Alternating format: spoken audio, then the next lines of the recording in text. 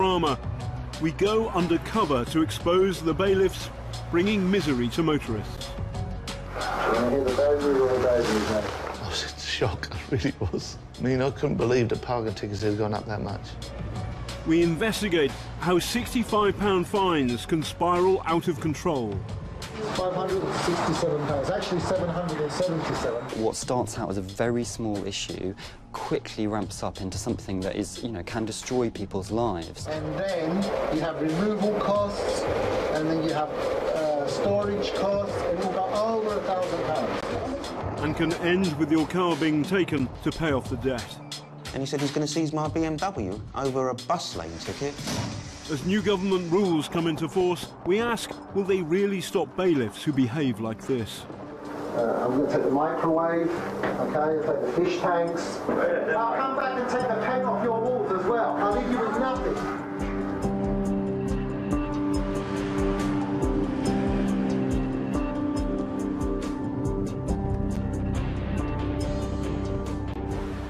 Parking is big business, with town halls in England raking in nearly £1 billion a year, a third of it from parking fines.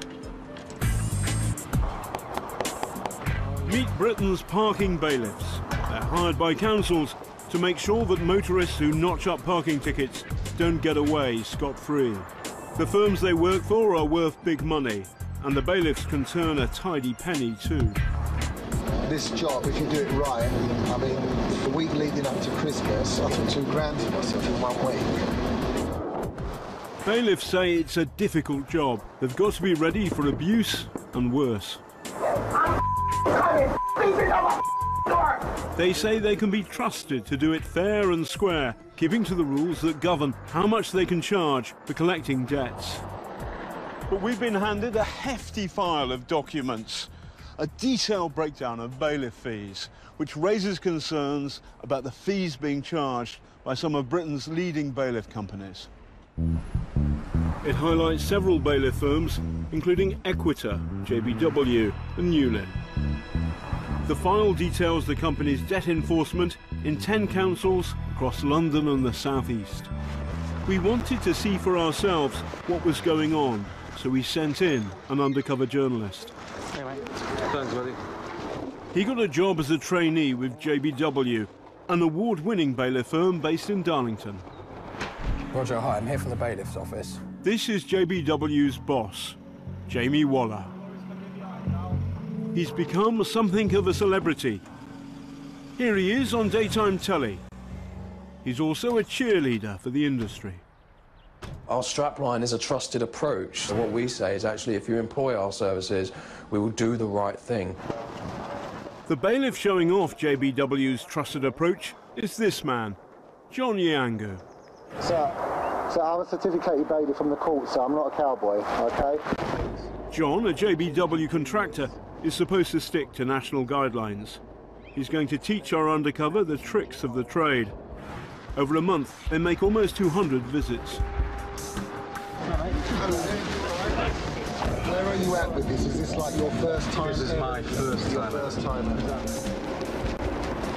Oh, look, there's another clapper. Go for it, mate, go for it. In a quarter of a mile, turn left onto Pretender Road. He'll learn where to make money. So look at the fees on this one. So if you collect on this one, make about 120 quid. How to clamp a car. And how to make debtors pay up. I give the impression to people that I'm going to take things. Quite nasty, actually, but it's the only effective way that it works, sort of thing. Meet Keith Greenaway, minicab driver. He's found out the hard way how some bailiffs operate. Keith has 3 outstanding parking tickets worth £55 each. He mistakenly thought the council had torn them up following an appeal last autumn.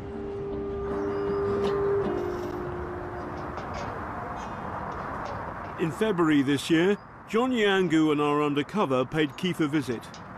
Bailiffs start early so they can catch people at home. And by about 7 o'clock, the bailiff has clamped Keith's minicab. JBW bailiffs are given a handheld device which records every visit. It also tells them how much to charge debtors like Keith.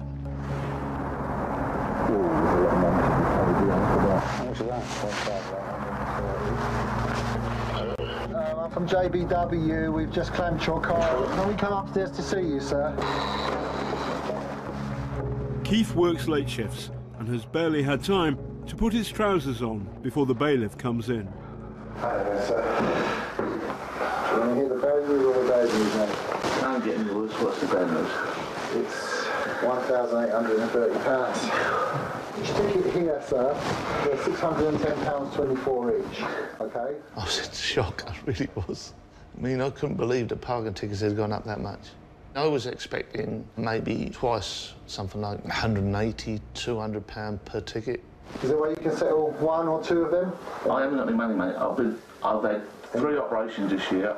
I'm now starting treatment for cancer, and I'm bollocksed.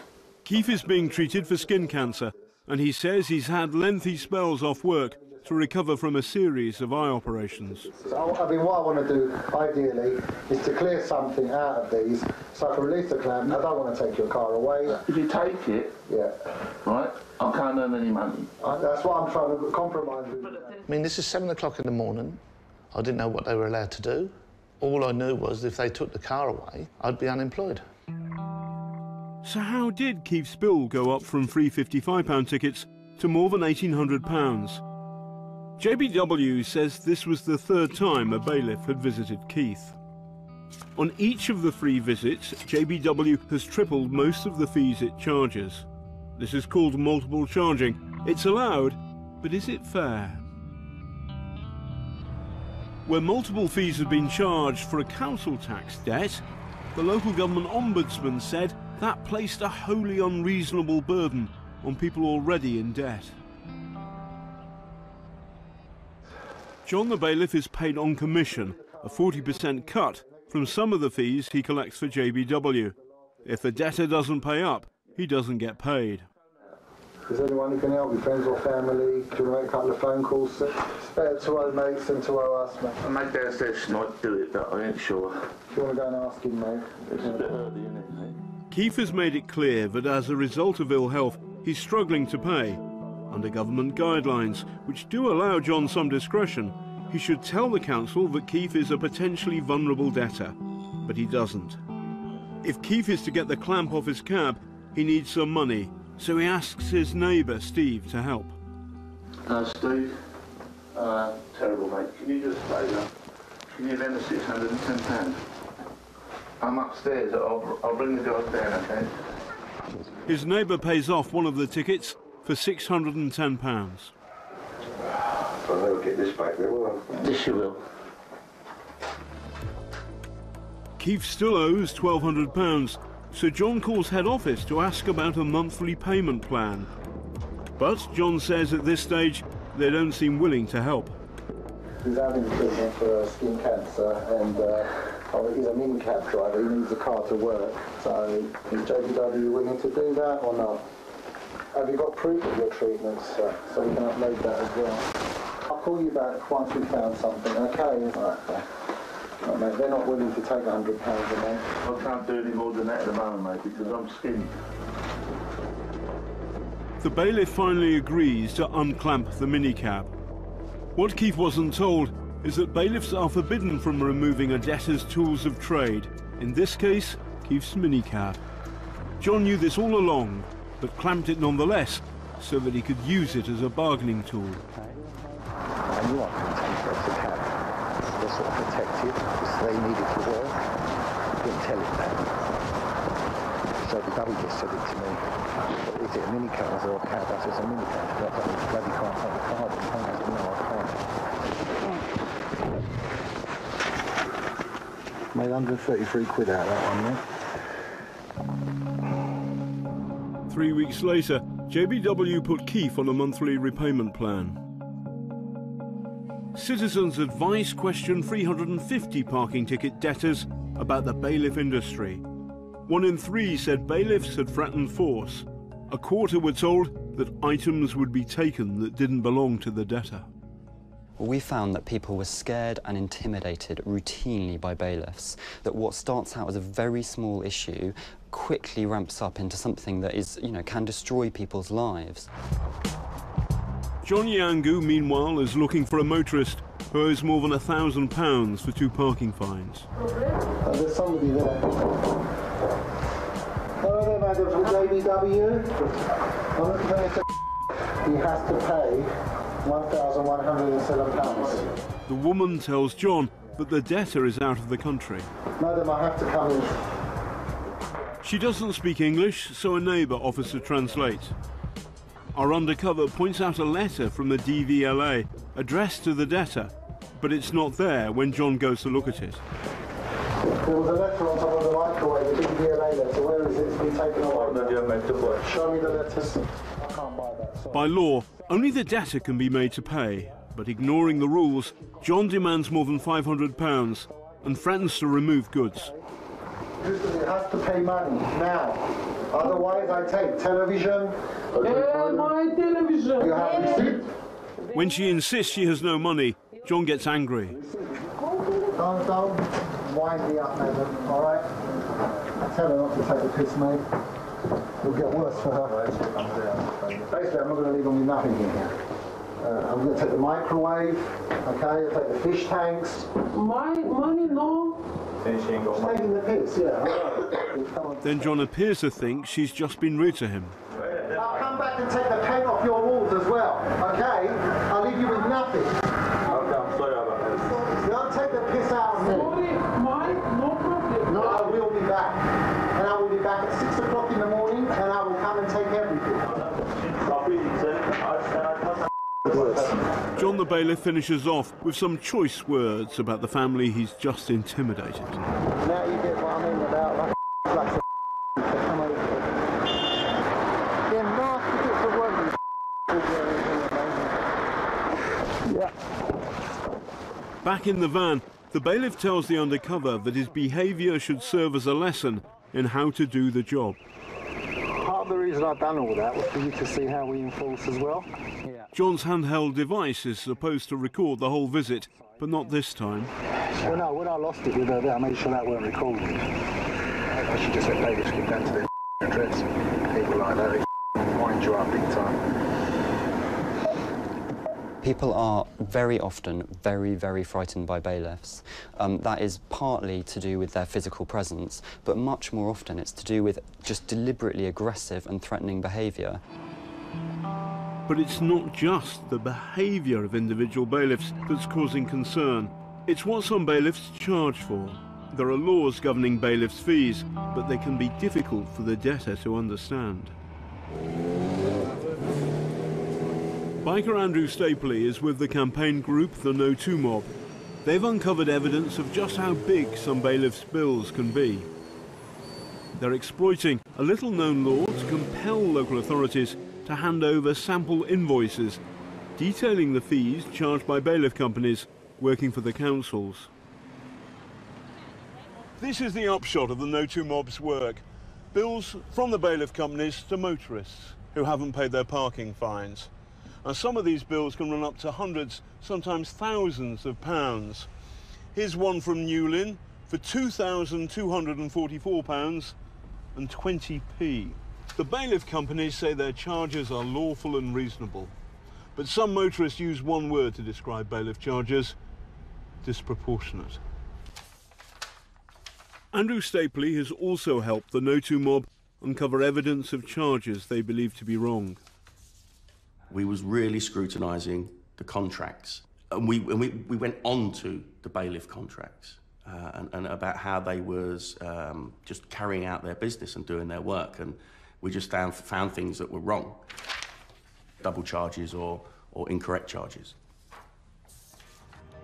Some of the concerns were about fees charged on the bailiff's first visit.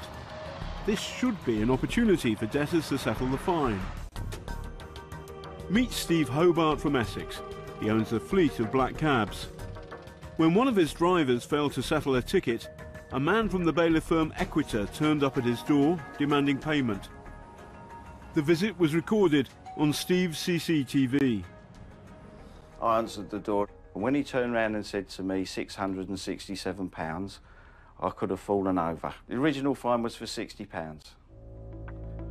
Steve wanted to know how the bill could be so high. He said to me, he's not there to explain why, he's just there to collect the money. Steve asked for a breakdown of the fees from Equitor's head office. Included in the bill was a £260 charge for sending a van to take away his goods. So where was the van? So what are we expecting to see here, Steve? We'd expect to see a truck capable of removing a 2-ton taxi or taking away household goods to meet the value of their charges. Here he arrived, here he comes. This is our bailiff. I'm not Jeremy Clarkson, but that's no tow truck. That's a car. He'd be lucky to get a telly in there, wouldn't he? Not even fitted with a roof rack. So, why did you pay the bill? I paid it under duress. The threat of them coming in and removing goods. In the end, I paid it just so I could put an end to the matter.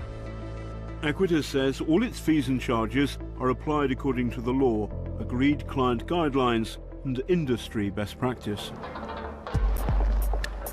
But it's when bailiffs take your car that things can go from bad to worse. Motorists can be charged for removing and selling their cars to pay off the debt.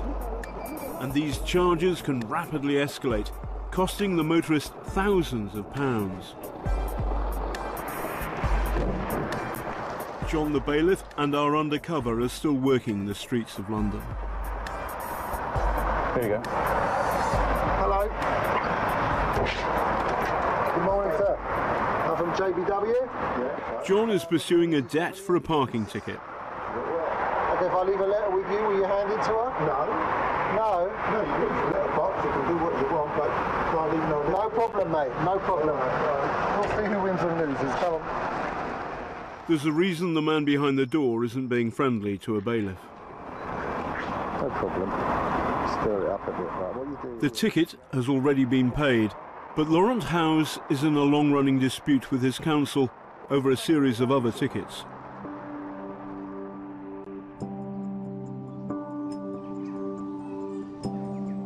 Laurent is a full-time volunteer at a swan sanctuary. Come on, fella. Yep, bottle top, usual kind of thing that we get over here. There you go. Every day, he crosses London in his veterinary ambulance. So I could get calls from anyone, the police, rail track, Thames Water. Fortunately, with my van being an ambulance, I can use the bus lanes to get to where I've got to go. Say in the rush hour, I've got an Indian swan in the back. Ambulances on official business are allowed to use the capital's bus lanes by law, and Laurent's vehicle is taxed and registered as an ambulance. Yet one London borough repeatedly fines him. Barking and Dagenham Council issued the first ticket in 2009, and more followed. I went back to the council and said that, you're sending me these bus lane tickets, you're wasting money actually doing this, just knock some heads together and see if you can sort the problem out for me. What happened? Nothing. The bus lane tickets just kept coming. At least 30 tickets were issued over the next few years, and while some were cancelled or waived, 3 were passed to JBW. By June last year, the company was demanding more than £2,000, so it sent one of its bailiffs to his house. And he said he's going to seize my BMW over a bus lane ticket for my veterinary ambulance. So we had a little bit of a dispute about it. You've got no right to park in front of my drive. Get your van off my property. All right? You're not going to do it. All right, I'll call the police.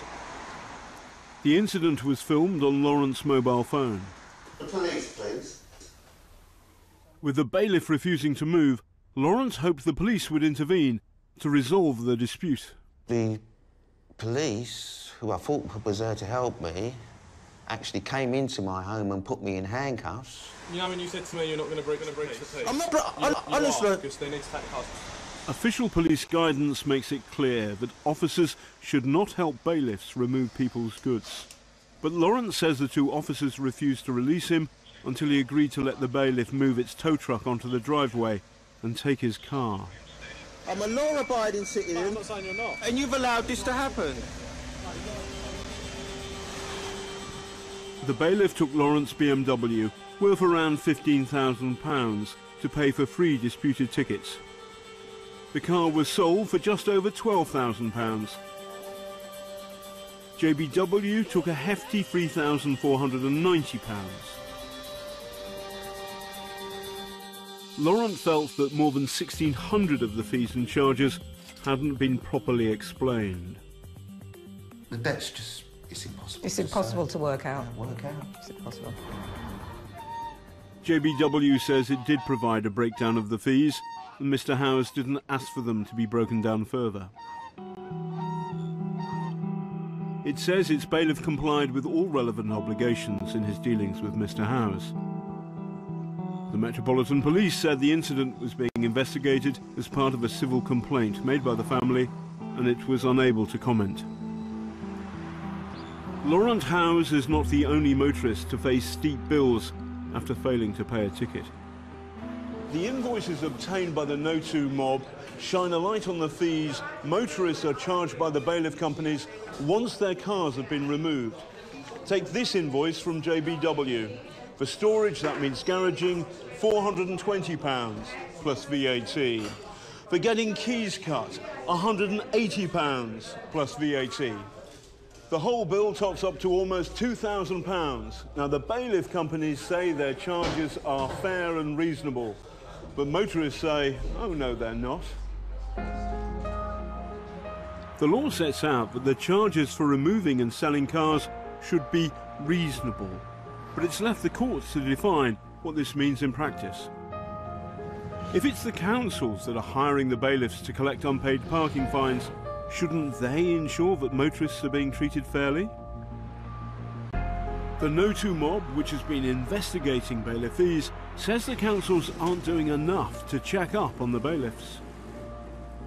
They're getting away with it simply because nobody's looking at them. Nobody's monitoring what they do. But one council acted on the campaign group's findings and suspended JBW. They were acting outside of the rules and regulations, and they were charging for things that they didn't actually do, and were charging for things which they're not entitled to do as well.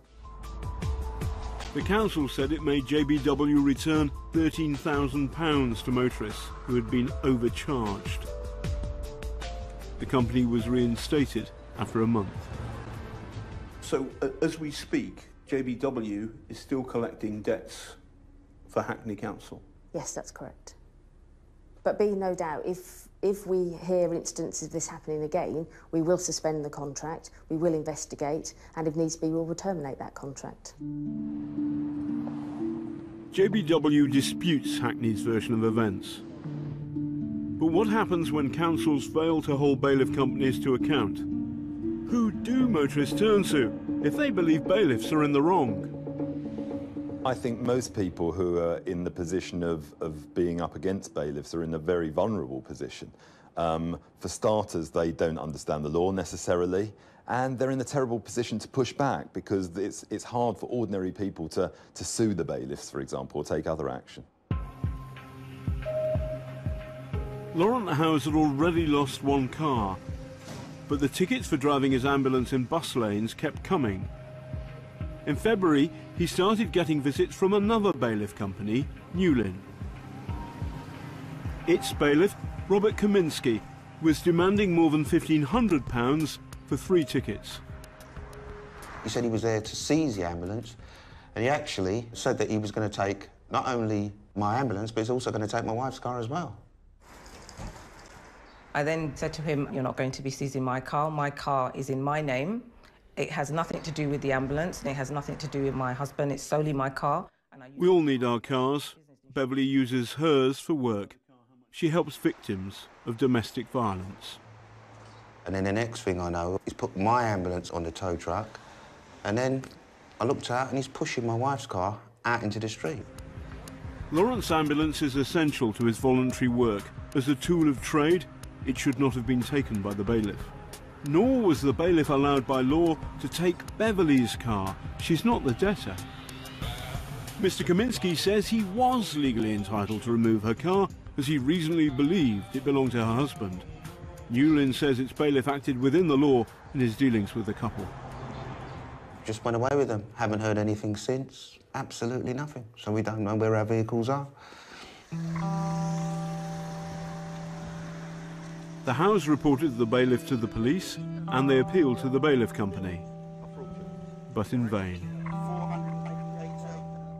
When I meet with the Howes, they still don't know the whereabouts of Beverly's car or the Swan ambulance, so they call the bailiff, Mr. Kaminski. Hello, Mr. Kowinski. I'd like to know what you've done with our cars. Okay, 2 cars from the driveway, yes, I remember. So as I know, your car, van, has been sold already. Who sold it? The towing company. The towing company sold my van. Yes, with permission from our company. Okay, Mr. Kaminski, it's Mrs. Howes here. In regards to my Vauxhall, what do I need to do to get my car back? And where is it? To be honest, I don't know. I'm able to seize any goods at debtor property. Simple as that.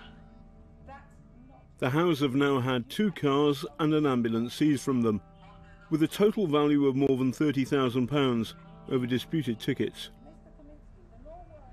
Barking and Dagenham Council says both bailiff companies acted properly and that it was right to enforce payment against Mr. Howes, as he had not always provided a defence or adequate grounds for exemption. For our Undercover, after 12 days as a trainee bailiff, it was the end of the road. He was sacked. JBW said he was unsuitable for the role. Yesterday, the government brought in new rules limiting the powers of bailiffs. There's also a new simplified fee structure, but the first visit will be more costly. Debtors will now pay, with the fine, as much as £500. There are some small improvements, but the gaping hole in this is a lack of regulation. So we want to see a much stronger, independent, tough regulator. So will there be an independent regulator? My responsibility is to say to local authorities that if you are employing bailiffs, that you should employ them in an ethical and reasonable way, that you should look in terms of fines to be reasonable towards the motorists. But that's wonderful, Mr. Pickles, but unless you have a regulator, all of this is pie in the sky. That's something that the Justice Secretary will address. The Ministry of Justice has told us there are currently no plans for a regulator. Following our investigation, John Yangu was suspended by JBW. Mr. Houston, you have to pay money now. Otherwise, I take television. The company says, as a self-employed contractor, he was acting outside its policies and procedures.